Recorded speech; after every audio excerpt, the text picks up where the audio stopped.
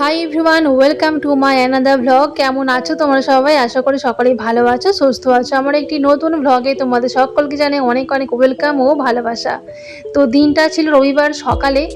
তো সকাল সকাল আমরা স্নান টান সেরে আমি, আমার হাজব্যান্ড, আমার মেয়ে আর দিদির মেয়ে, এই 5 জন মিলে বেরিয়ে পড়েছি নৈহাটির বড় মায়ের দর্শনের উদ্দেশ্যে। অনেকদিন ধরেই যাবো ভাবছিলাম, কিন্তু যাওয়া হয়ে উঠছিল না। এই প্রচণ্ড গরম, তার জন্য যাওয়া হচ্ছিল না। কিন্তু হঠাৎ করে আর কি স্যাটারডে রাত্রেবেলা ঠিক হলো যে রবিবার সকালবেলা যাওয়া যাক। কিন্তু সকালবেলা ঘুম থেকে উঠেই দেখি আকাশ পুরো মেঘলা ওয়েদার, হালকা হালকা বৃষ্টিও পড়ছিল। তাই ভাবছিলাম যে যেতে পারবো কি পারবো না, কারণ আমরা শুধু বড়রা হলেও নয় হতো, কিন্তু যেহেতু আমাদের সাথে আমার মেয়ে আছে ছোট, তো সেই জন্য ওর জন্য আর কি একটু মানে সব সময় যখন খুশি বেরোনো যায় না। তো যাই হোক, বড় মাও চেয়েছিল যে আমরা দর্শন পাই, তো সেই জন্য আস্তে আস্তে মেঘটা কেটে গেছিলো।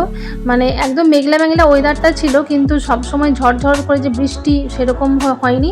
হালকা হালকা রোদও বেরোচ্ছিল মাঝে মাঝে, আবার কখনো আস্তে আস্তে একটু এক পশলা বৃষ্টিও নেমেছে। কিন্তু সেই বৃষ্টির জন্য আমাদের কারোরই কোনো অসুবিধা হয়নি। আমরা ক্যান্টনমেন্ট স্টেশনে পৌঁছেছিলাম ওই 7:45 নাগাদ, আর নৈহাটিতে পৌঁছে যেতে আমাদের প্রায় 9টা এরকম বেজে গেছিলো। তো খুব কম সময়ের মধ্যে চলে গেছিলাম, কিন্তু গিয়ে দেখি লাইন প্রচুর একদম। সেই বড় মার মন্দির থেকে শুরু করে মানে একদম সোজা লাইন গিয়ে বেঁকে বুকে একদম অনেক, এটা হিউজ লাইন, তোমরা দেখতেই পাচ্ছ। ভিডিওতে যদিও পুরোটা দেখা সম্ভব নয়, কিন্তু প্রচুর লম্বা লাইন ছিল।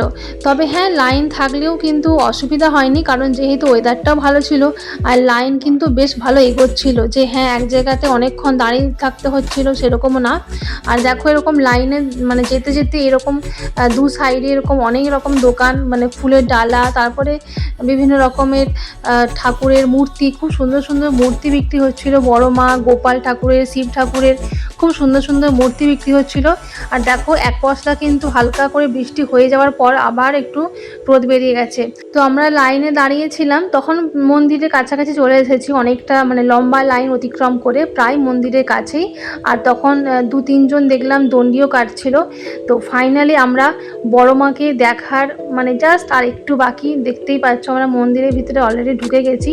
তো এর আগেও আমি একবার গেছিলাম অনেক দিন আগে, কিন্তু তখন সিস্টেমটা অন্যরকম ছিল। এখন দেখলাম মানে মন্দিরের এন্ট্রির সিস্টেমটা অনেকটাই মানে পুরোপুরি চেঞ্জ হয়ে গেছে। এখন ওই জিগজ্যাগ প্যাটার্নের, এই যে লাইনে লাইনে আমরা যাচ্ছি জিগজ্যাগ প্যাটার্নে, তো সেই জিনিসটা বেশ ভালো। মানে অতিরিক্ত ভিড় ঠেলাঠেলি এরকম কোনো ব্যাপার নেই। আস্তে আস্তে আমরা সুন্দরভাবে একদম মন্দিরের মধ্যে ঢুকেছি। দেখতেই পাচ্ছ জিগজ্যাগ প্যাটার্নে কিন্তু কেউ আমরা দাঁড়িয়ে থাকিনি যে অনেকক্ষণ ধরে দাঁড়াতে হচ্ছে, তাও না। আমরা কিন্তু মানে একটু একটু করে এগোতেই থাকছি। তো গতবার যখন এসেছিলাম তখন কিন্তু এরকম সিস্টেম ছিল না। তো যাই হোক, অবশেষে সেই প্রতীক্ষার অবসান, লম্বা লাইন অতিক্রম করে এত কষ্ট করে দাঁড়িয়ে হেঁটে এসে সেই প্রতীক্ষার অবসান আর সেই শান্তি। আর মন্দিরের ভেতরে সবাই যেন আস্তে আস্তে করে এক এক করে পুজো দিতে পারে, সেই জন্য কিন্তু ওখানে দড়ি দিয়ে মানে দুটো র ছিল, 3টে র। প্রথমে একটা র পুজো দিতে যাচ্ছে, তারপরে একটা রতে সবাই ওয়েটিংয়ে আছে, তারপরে রতে আবার মানে একটা দল ওয়েটিং, এরকমভাবে মানে দড়ি দিয়ে ওখানে র করা ছিল। তো সেই জন্য কিন্তু এই সিস্টেমটা বেশ ভালো, যে হুড়মুড় করে সবাই চলে যাবে পুজো দেওয়ার জন্য সেরকম না, বেশ ভালো। আর কত কাছ থেকে দেখতে পাচ্ছি দেখো বড় মাকে। সত্যি এই মুখটা দেখলেই যেন সব কিছু একদম মানে সব যা আছে আর কি মনের মধ্যে, কালিমা দুঃখ সব যেন ঘুচে যায়, এইখানে যেন সব কিছুর শেষ। তো তোমরা যারা বড় মাকে আমার ভিডিওর মাধ্যমে দেখতে পাচ্ছ, তোমরা সবাই কমেন্টে লিখে দাও জয় বড় মা। আর শুধু মায়ের কাছে এই ভক্তের সমারোহটা তোমরা দেখো, কত ভক্তের ঢল, মানে কত মানুষ দূর দূরান্ত থেকে পুজো দিতে এসেছে শুধুমাত্র এই মায়ের দর্শনের জন্য। আর যেই জায়গাটা ওই জিগজ্যাগ প্যাটার্নে যেভাবে লাইন দিয়ে এগোচ্ছে, সেই জায়গাটা তোমাদেরকে আরও একবার দেখিয়ে দিচ্ছি। দেখো কত মানুষের ভিড়, কত ভক্তের সমাগম।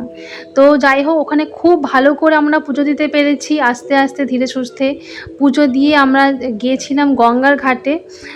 গঙ্গার ঘাটে, হ্যাঁ, আর একটা কথা, আগে যে ওই যেটা সুতো দিয়ে বাঁধতে হয় না, অনেকে মানসিক করে বা মনস্কামনা আর কি জানায় মায়ের কাছে, সেই সুতো বাঁধা নিয়মটা কিন্তু মন্দিরের ভেতরে আর নেই। ওটা মানে বাঁধতে গেলে বা খুলতে গেলে কিন্তু গঙ্গার ঘাটে আসতে হবে। আর এই গঙ্গার পাড়ে আসতে কিন্তু আমাদের সকলেরই ভালো লাগে, মানে আলাদা একটা শান্তি লাগে। কি সুন্দর লাগছে দেখো, অপূর্ব সুন্দর লাগছে গঙ্গার পাড়টা। মনে হয় এখানেই মানে থেকে যায় আর কি, ঘন্টার পর ঘন্টা বসে যায়।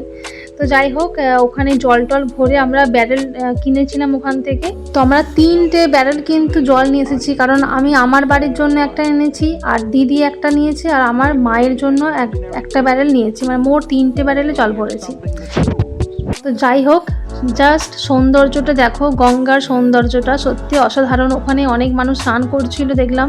তো যারা যারা ওই মানে কী বলে দণ্ডি কাটে, ওইখান থেকে আর কি ওই গঙ্গার ঘাটে স্নান সেরে একদম মন্দির পর্যন্ত দণ্ডি কাটতে কাটতে যায়। আর এইখানেও একটা ঘাট আছে, মানে এই ঘাটটা হচ্ছে যখন আমরা মানে ওই রাস্তা অতিক্রম করে যে গলি দিয়ে লাইনে দাঁড়িয়েছিলাম, সেই লাইন থেকে এই ঘাটটা পড়ে।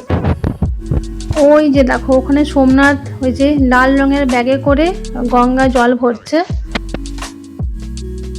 তো পুজো দিয়ে গঙ্গা জল ভরে এবার একটু পেট পুজো করার পালা, কারণ সকাল থেকেই সবারই না খাওয়া, শুধু আমার মেয়ে একটু ছাতু গোলা খেয়ে গেছিলো, বাকি সবাই কিন্তু না খাওয়া।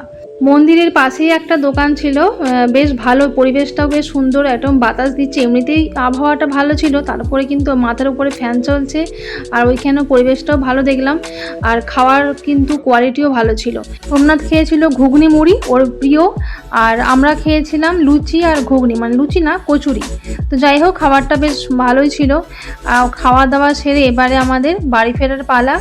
ওই নৈহাটি স্টেশন থেকে আমরা গিয়েছিলাম একদম দমদম জাংশন, আর দমদম থেকে ক্যান্টনমেন্ট থেকে উবের বুক করে সোজা বাড়ি। তো এই ছিল আজকের ছোট্ট একটি ভ্লগ। তোমাদের ভ্লগটা কীরকম লাগলো অবশ্যই জানিও, ভালো লাগলে লাইক কমেন্ট করে দিও, আর অবশ্যই সাবস্ক্রাইব করে পাশে থাকবে। দেখা হচ্ছে নেক্সট কোনো ভিডিওতে। সকলেই ভালো থেকো, টাটা।